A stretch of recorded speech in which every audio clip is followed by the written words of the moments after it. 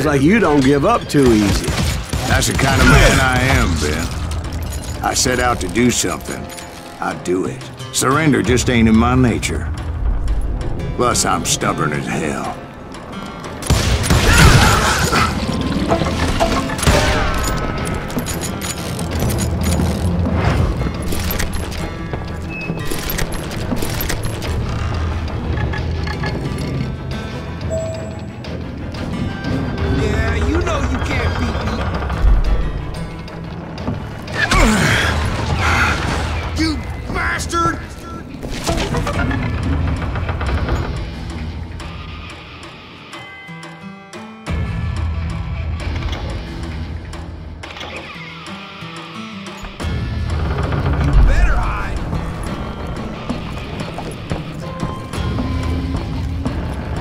You just...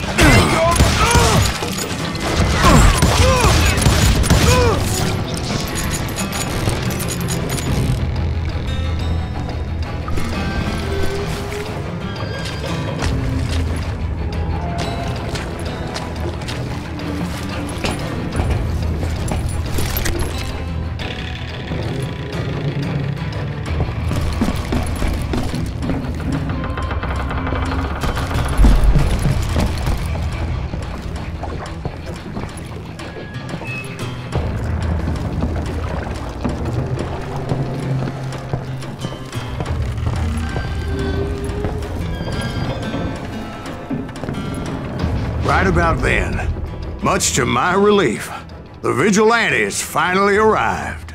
Their leader motioned at a cabin in the middle of the top deck, pointing me directly at the Daltons. I finally had them, after months of dogged pursuit.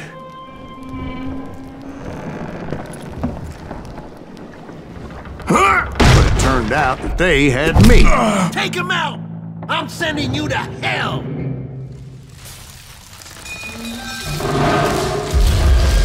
The Daltons had played me like a fiddle. Apparently, the vigilantes were on their damn payroll. They didn't just want to shoot me. They wanted to burn me alive.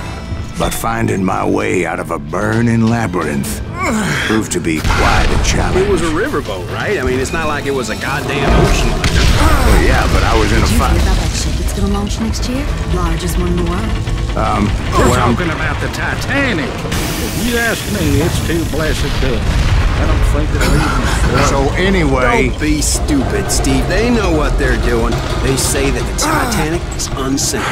Oh, God. But getting back to that steamboat, how'd you get off it, Mr. Grease?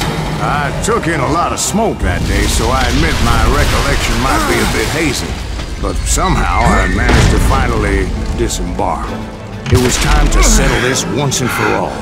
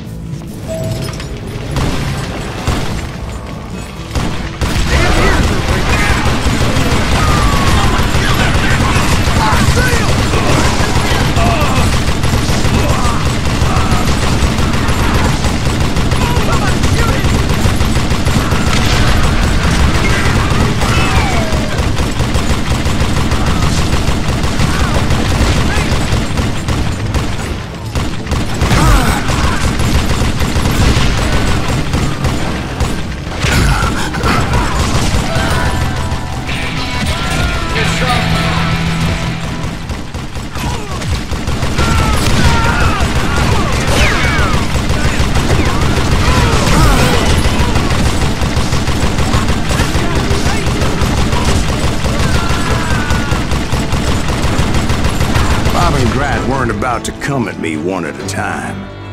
They were in this together. Two brothers side by side, determined to take me down. Confident that this time the odds were on their side.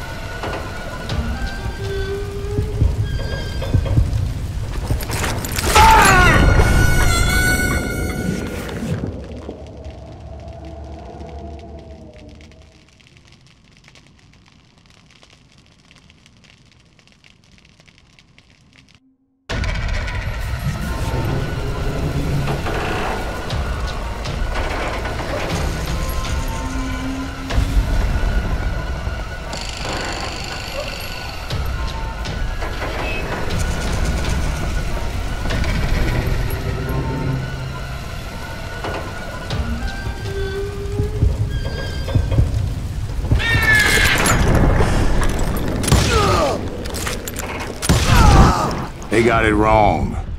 A sad end for those two. If they'd only known that Emmett was still alive despite his wounds. Paroled 14 years later, he moved to California and sold real estate and lived off the legend of that fateful day.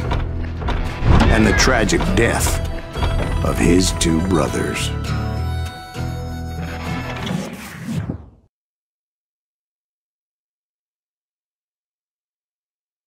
My own brothers died tragically as well, truth be told.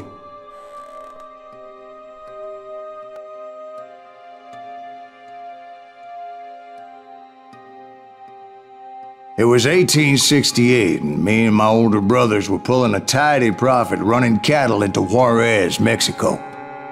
One night after my brothers retired for the evening, I found a little poker game in a cantina with a couple of cowboys. And I just couldn't lose. I even won an old Spanish coin that had to be 100 years old. Well, I was mighty pleased with myself the next morning as my brothers and I rode for Texas. But before we crossed the border, those cowboys caught up with us. It was Johnny Ringo, Roscoe Bob Bryant, and another asshole named Jim. They wanted their money back and everything else we had, including our lives, as those boys didn't want us coming for them later. Bob put that old Spanish coin in my mouth and said, "I won't have it said that I left you with nothing, boy." Well, those horses bolted, and there we hung as those bastards rode away. The branch finally snapped under the weight of the three of us, but being my older brothers were bigger and heavier, they were already dead. And right then I swore to myself that I would avenge them. Ringo you know about. But Bob eluded me, until I heard he was riding with the Wild Bunch.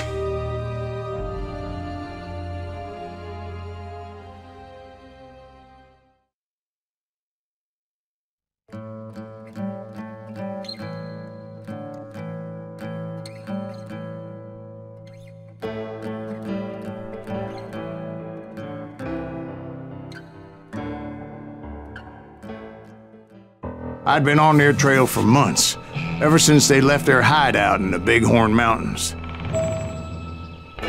Led by Butch Cassidy, they were a loose association of outlaws who robbed banks and trains from Colorado to Montana. Among them was the Sundance Kid, and that murderous hombre I was tracking, Roscoe Bob Bryant. Were you a part of that giant Pinkerton posse after the Wild Bunch? No, boy. A circus like that would have slowed me down. Besides, I wanted Bryant all to myself. I'd heard about a large shipment of gold being transported to Wilcox, Wyoming on the Overland Flyer. I figured the Wild Bunch would likely hit such a treasure, and by God, I figured right.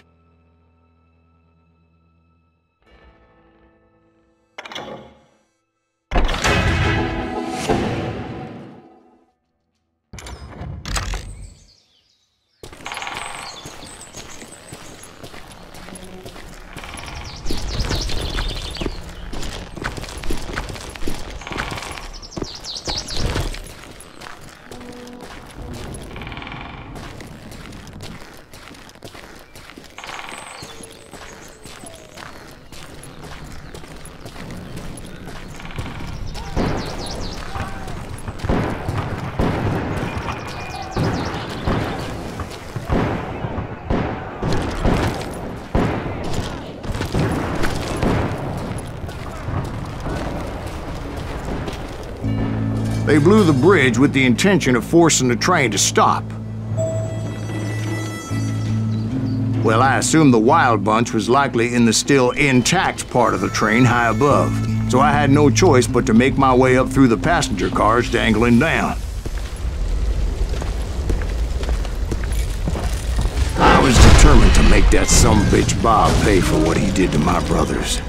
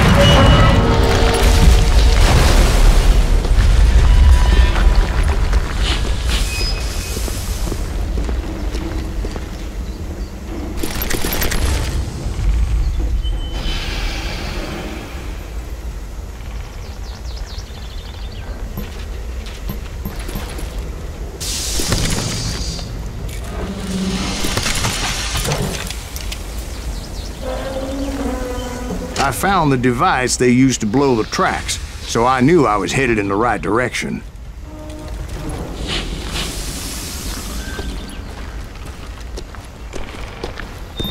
My ears are still ringing from blowing up that ridge.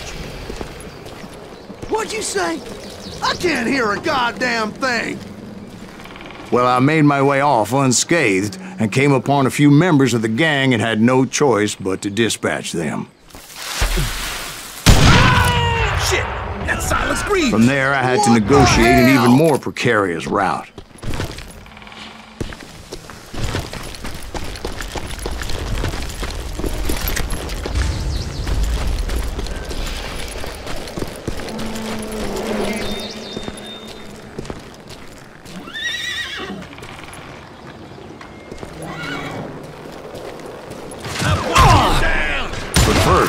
I would need to get my ass out of there.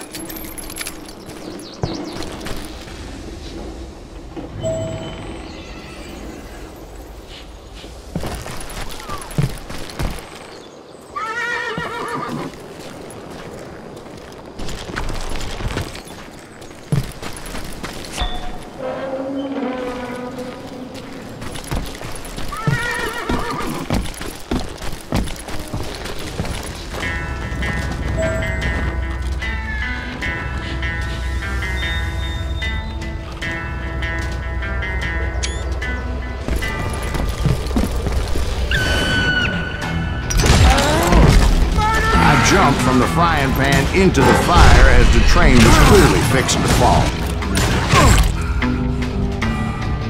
I had found the gang, but in order to find old Bob, I needed to fight my way forward past a whole passel of desperados.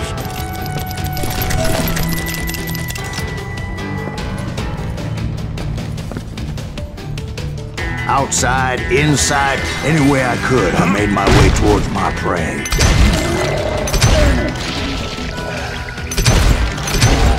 Well, what about the passengers? It was mostly a freight train, as I recall. There were no passengers aboard that day.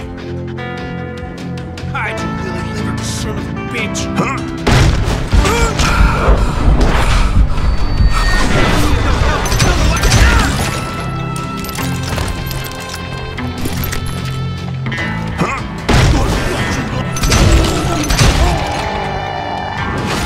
You won't get away with this!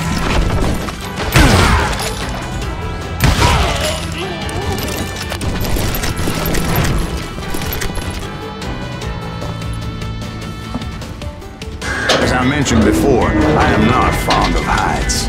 But I was too busy dodging bullets to worry about falling to my death.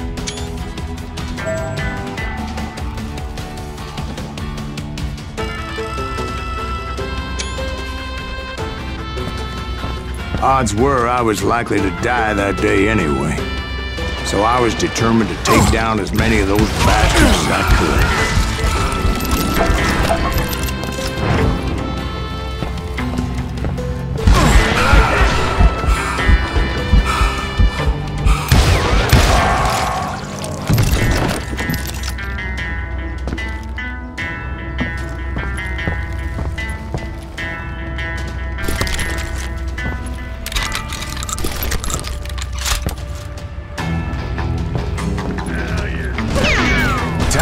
Like shooting ducks in a shooting gallery. The only difference is these damn ducks shot back.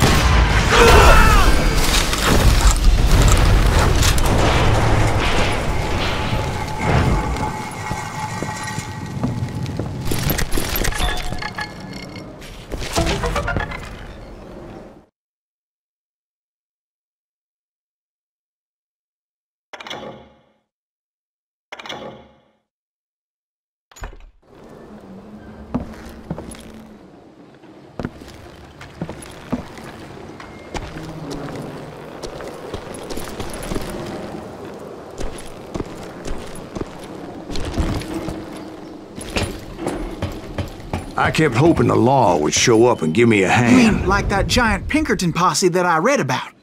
Did they come riding in, guns a-blazing to help?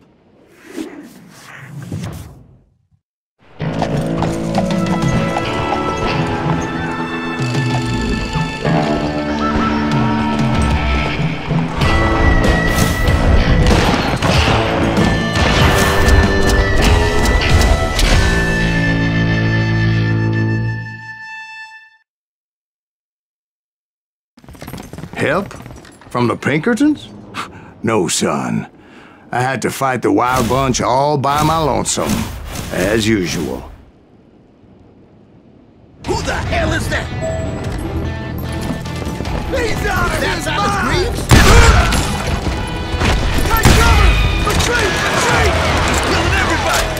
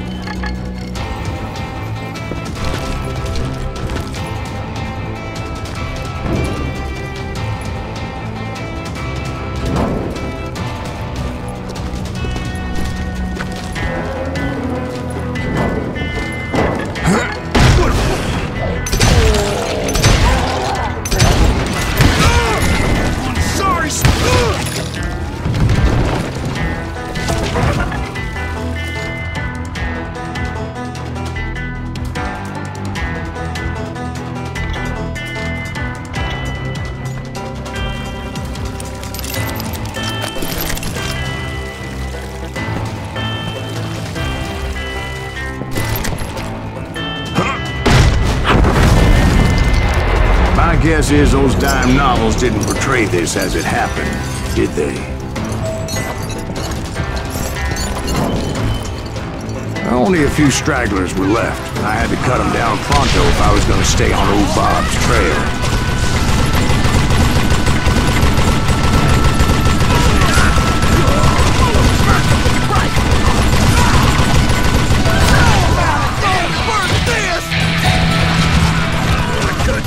If you wanna live!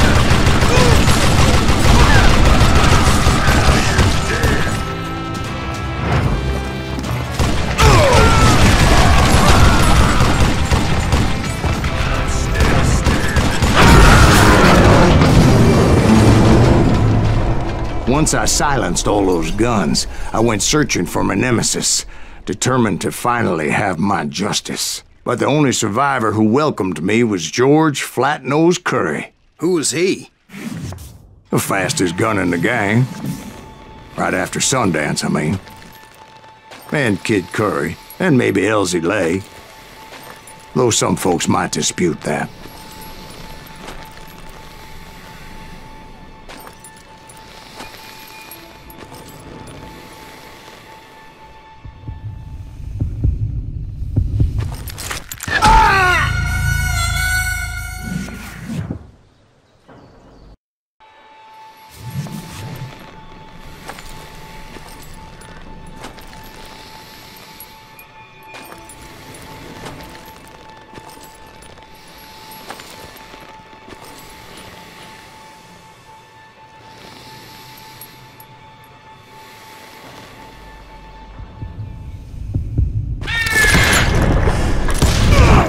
On that very same day, Butch Cassidy and the Sundance Kid decided to leave the Wild Bunch behind and decamped for South America.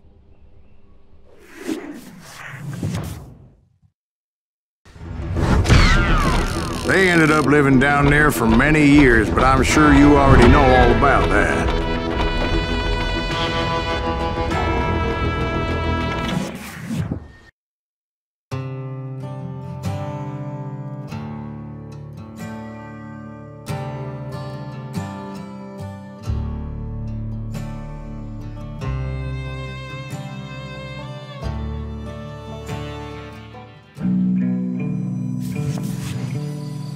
I tried to find Bob Bryant, but it was as if he'd disappeared. Sometime later, I heard the Wild Bunch was back together. Kid Curry escaped from jail, and now he was running the whole shebang. So I took to their trail, as I was still in pursuit of my brother's killer and hoped that he was back with him.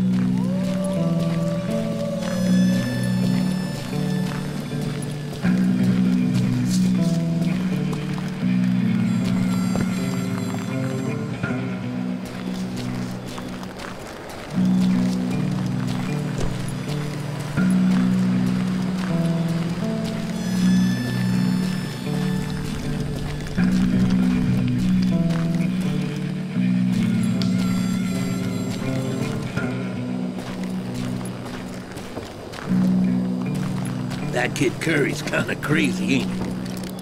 Don't let him hear you saying that. Anyways, I tracked those boys to a camp right outside Parachute, Colorado.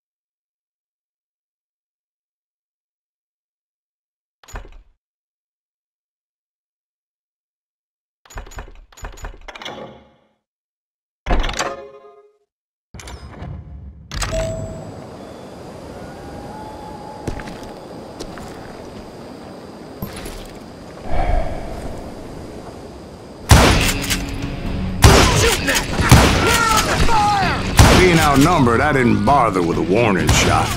I just started taking those bastards down.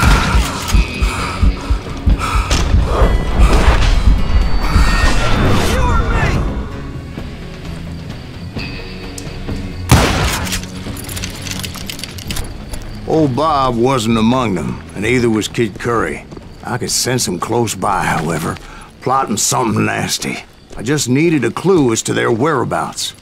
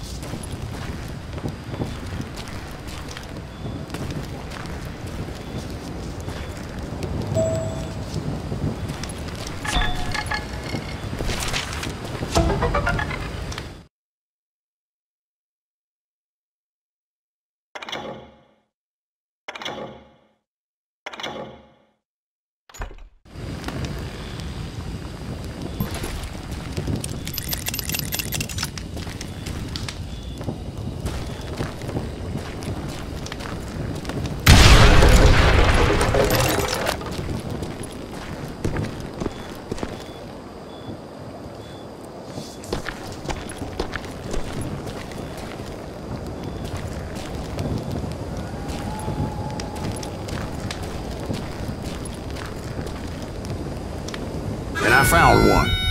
A map with their bold plan clearly marked. This time they were fixing to blow up a train trestle. Property of the Union Pacific.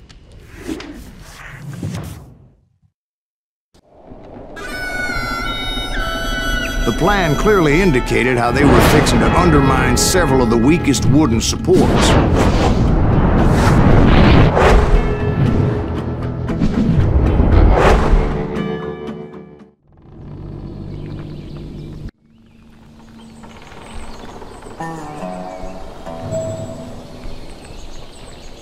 Kid Curry was considered the wildest of the wild bunch. It was said that he fathered 85 bastard children, though some say it was only 5.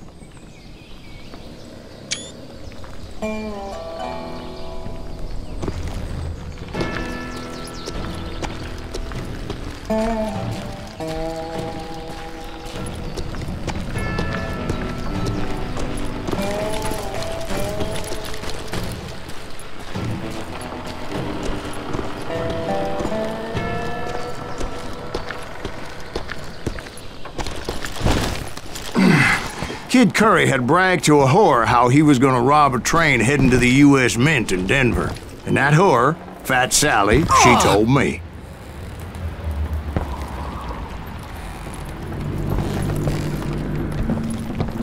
The bridge was rigged with dynamite, so I decided I'd best be careful confronting those bastards.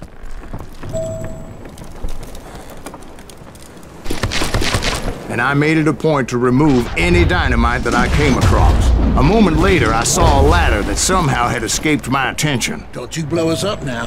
Don't worry, I know what I'm doing.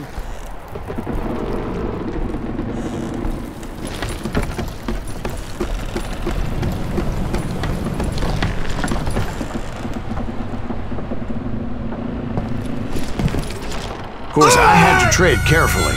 Otherwise, I could, well, die. Don't you blow us up now. Don't worry, I know what I'm doing.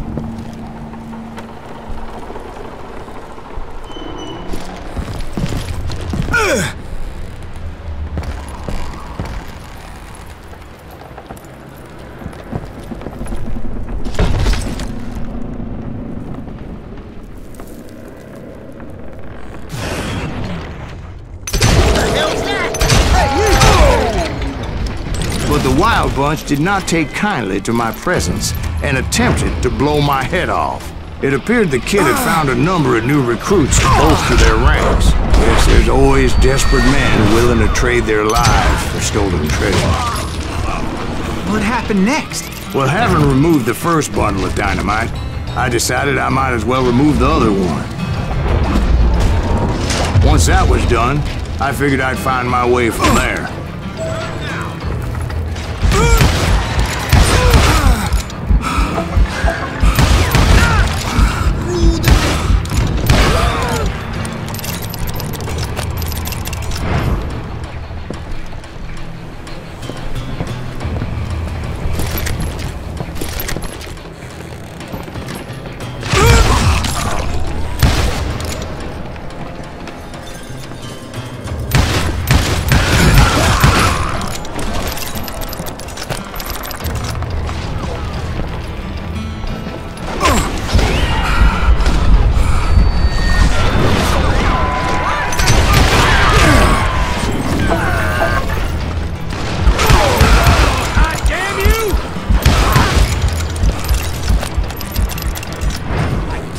Just wanna die!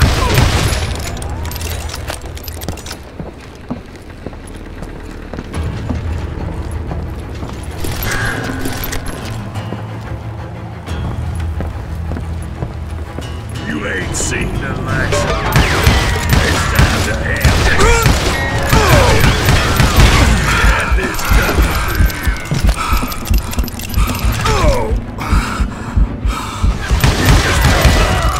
So, what happened then? Had to remove more of that damn dynamite.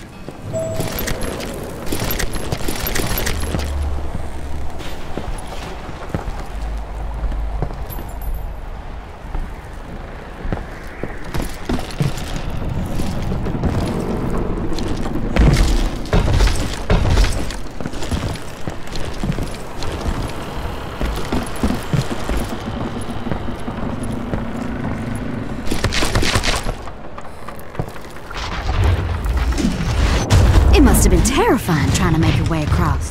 I was sweating it a bit, but then I noticed a footbridge tied up on high, so I shot the rope.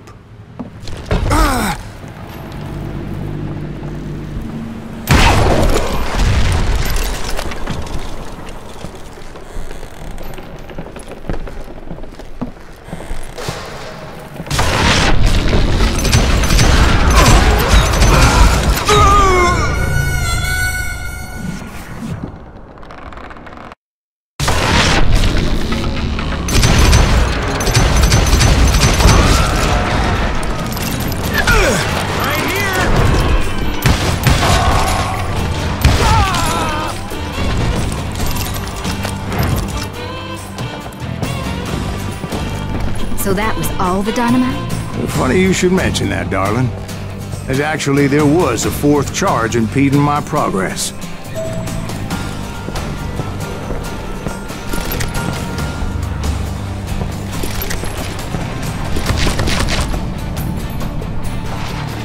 Once I removed it, my path was pretty clear.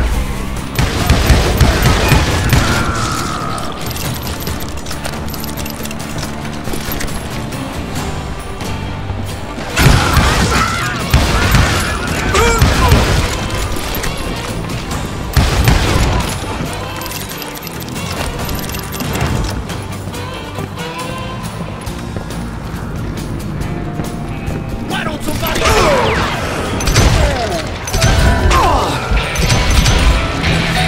Too damn close.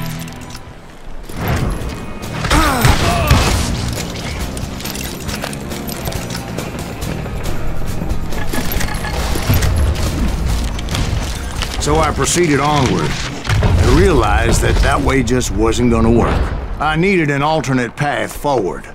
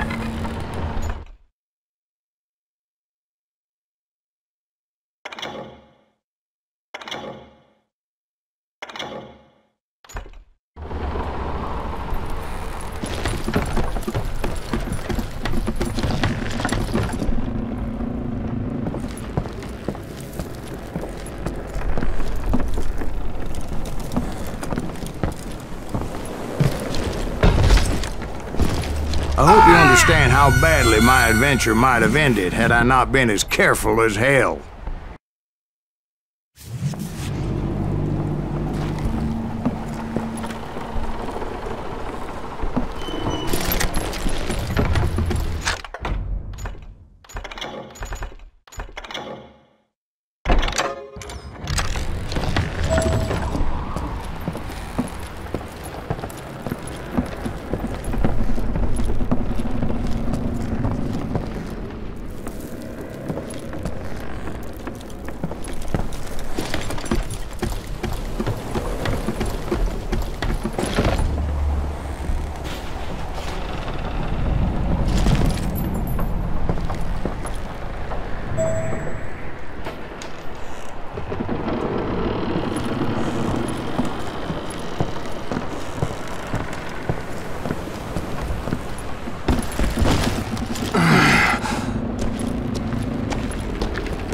Luckily, I found a cave, and as I made my way back to the bridge, I saw something that concerned me.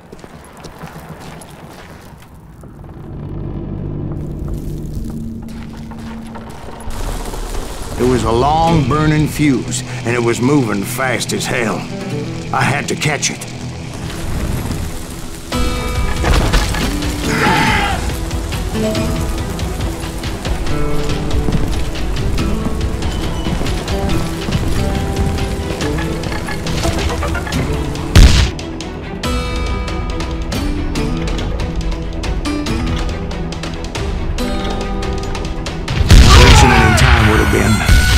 Unfortunate.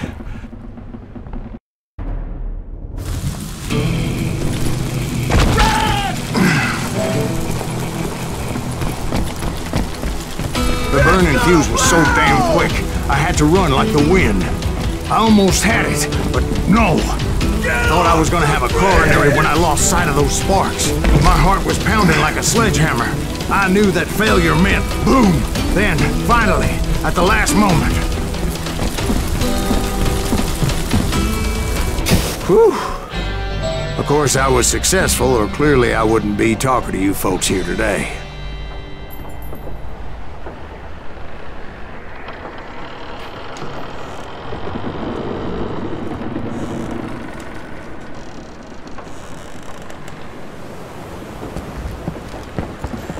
Naturally, I removed the last dynamite charge. Well, it was a touching reunion.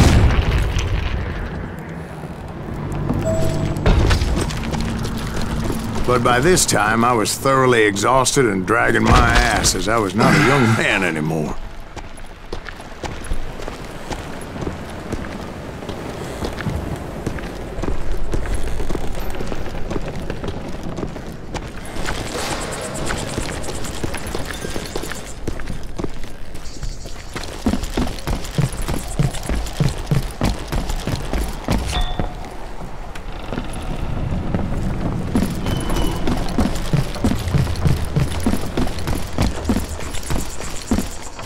Kill that SOB! Make him bleed! Send him to perdition! Finally, I found those boys. Or more precisely, they found me. Nuttier than a damn fruitcake! They're gonna need a dust pad to pick you up! Can't hide from dynamite!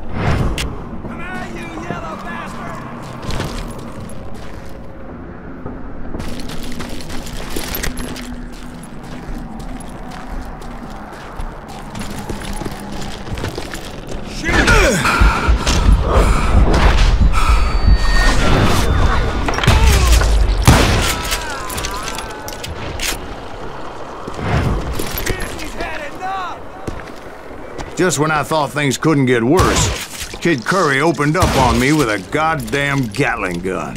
It was hidden in this tunnel and pretty well shielded.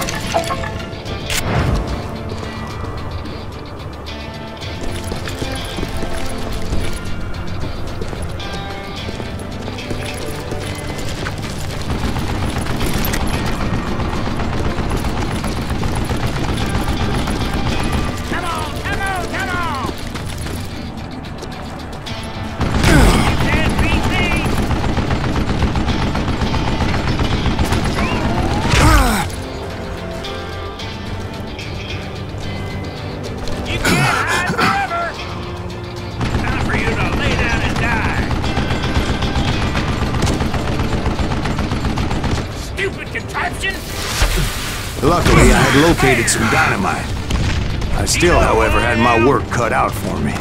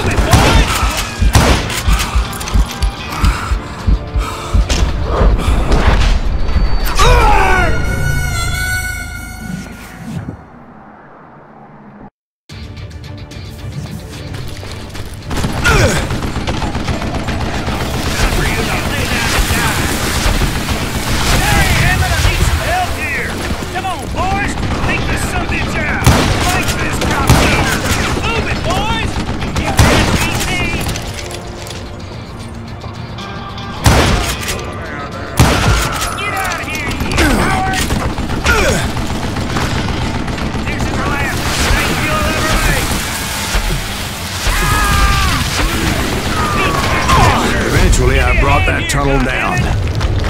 And that's when I met Kid Curry himself. He had decided to stop pussyfooting around and deal with me personally.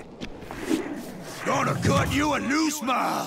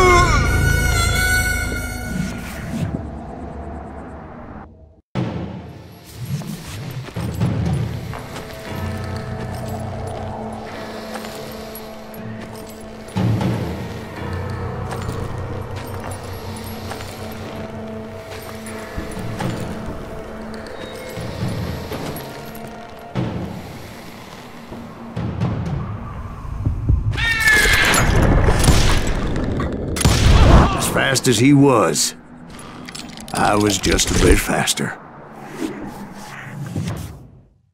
And as he lay wounded, I demanded to know the whereabouts of Roscoe Bob Bryant. He shouted at me, "Is that what this is about? Bob went with Butch and Sundance to South America. You ain't never finding him."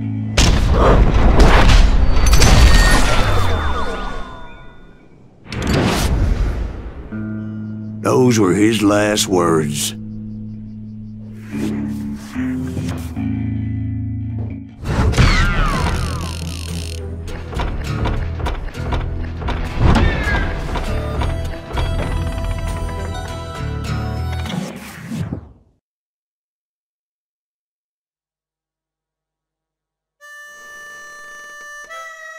So, Bob Bryant got away?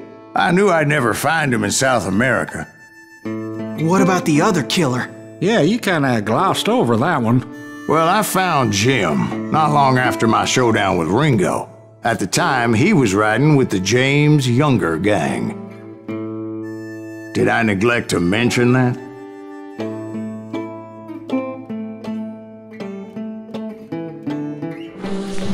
Jesse James? The greatest outlaw who ever lived?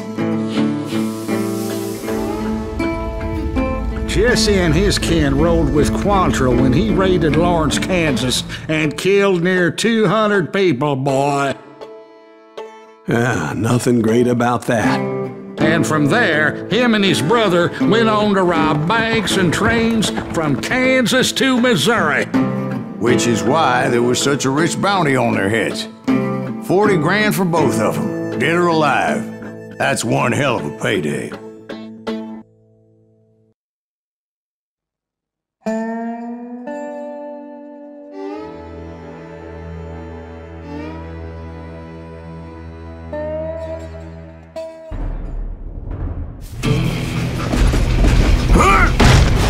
I confronted them as they were robbing a train. Bullets were flying at me from every which way. But I knew I'd have to fight my way forward if I was gonna find this Jim.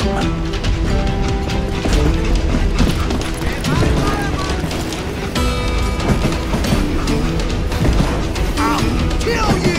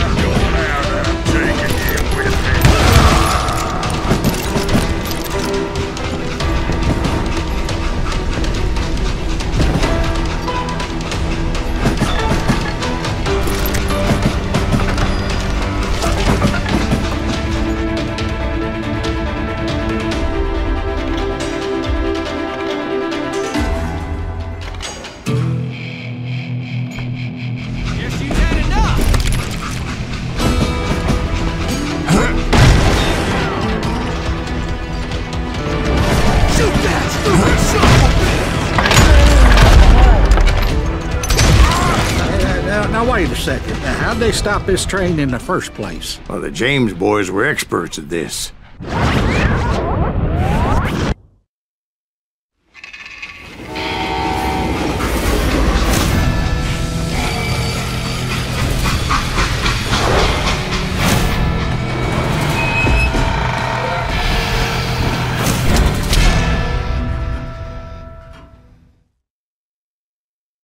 They hopped a freight train having heard there was a big payroll in the express safe. So, I hopped the same train.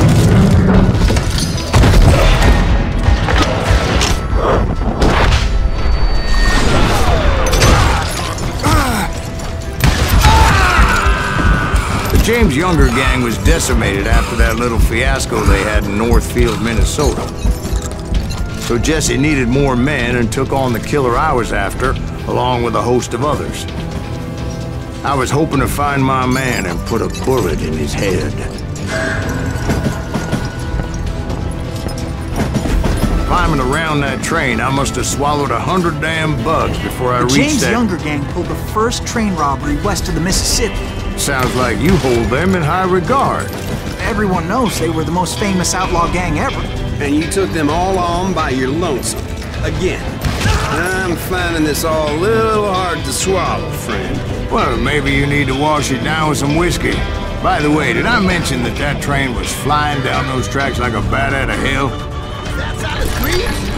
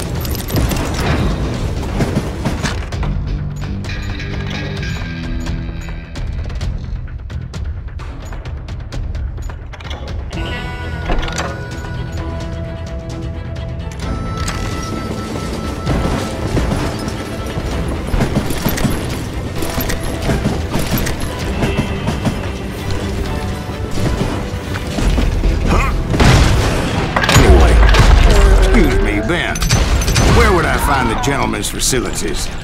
Suddenly I have an urgent need to drain my one-eyed snake. Well, I've had more than a few drinks, and I've been sitting here for quite a spell. Right through there. Let me show you.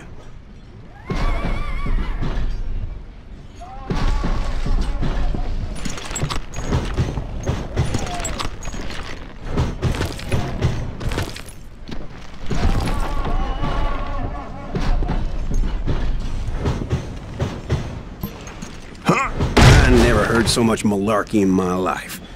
You think he's bullshitting us? You don't think he's Silas Greaves? I think he's just some old drunk looking for some free liquor.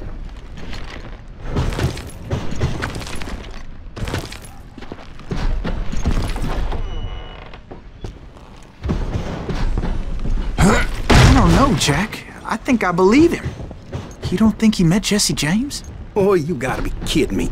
That story makes no sense at all. Jack. I mean, you gotta be 2 bricks short of a load to believe that cock and bull story. I don't agree. Jack, lay off the But bar. you seriously think that tired old man went toe-to-toe with Jesse James? Huh? Well, that's better. Did I mention that this Jim was married to the infamous Belle Starr? Of course, I didn't learn that until later. Anyway, I made my way forward the best I could. Around the sides, over the roof.